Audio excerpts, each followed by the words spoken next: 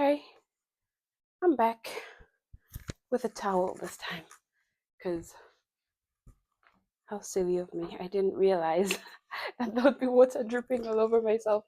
And yeah, but anyway. So, as I was saying, my hair is washed.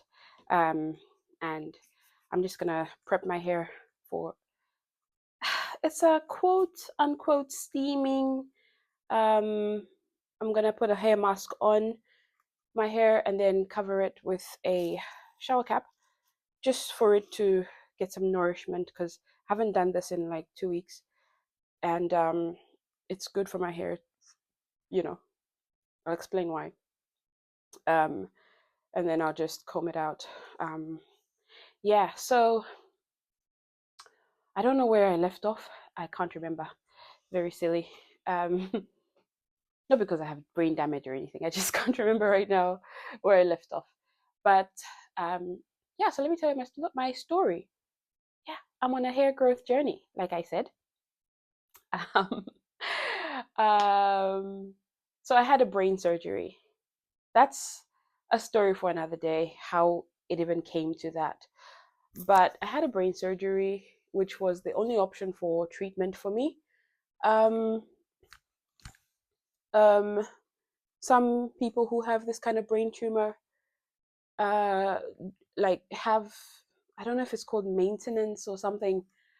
That's their treatment plan, where the doctor doesn't do anything and they just watch it and um, plan for the future when if they should operate, if not, because apparently meningiomas, that's the tumor I had, a meningioma, is a slow growing tumor, and they usually never um, affect the person in any way.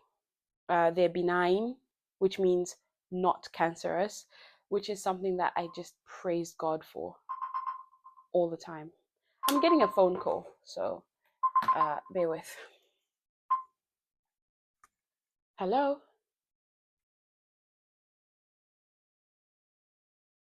Hi. Yes.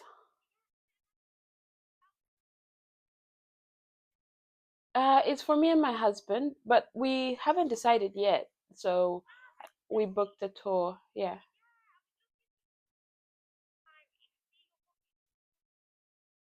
Yes. Yeah. Mhm. Okay. Ellie. All right. Thank you. All right. Thank you so much.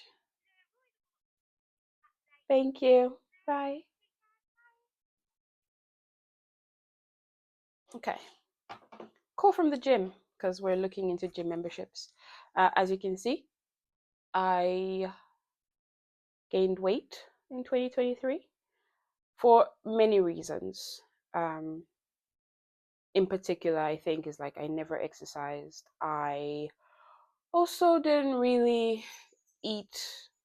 Um, I ate a lot of calories, if that makes sense. I don't think I was eating unhealthy.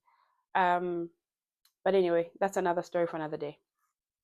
Um, so yeah, I had a brain surgery, and it was benign. The tumor was benign, but one of the major things that I was so scared of was getting meningitis, because when you think of the tumor, it's a meningioma.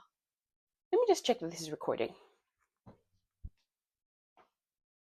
Okay, recording. I wasn't sure. So it's a meningioma, which means it's connected to the meninges in the brain. Um, I'm not a doctor. I've never tried to be a doctor. I do watch a lot of medical shows, but when you get diagnosed with something, you do a lot of research on it.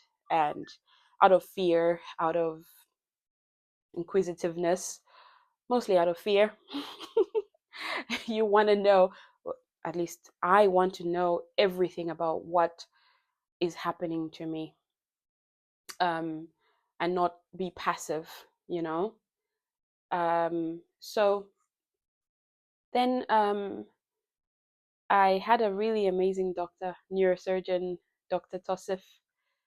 Ugh, amazing. Again, I'm going to talk about him another time in another video. This is about hair specifically. Um, yeah, so when I was told that I needed to have a brain surgery, I was given all these. It was, of course, when you're having a brain surgery or any surgery, the doctor will always tell you the risks and the benefits, and help you decide what you want to do. They'll never force anything on you. I was told the only way to treat what I had was surgery. And I remember my doctor was like, you can decide to do it here in Zambia. I was in Zambia at the time. You can do it here in Zambia. I can do it. Um, or you can go to the United Kingdom, United States, Germany, if you like, China, India. We'll facilitate it. Like, we'll help you find the best place to go. But I can do it for you. And there was no question in my mind about whether I should do it in Zambia or not.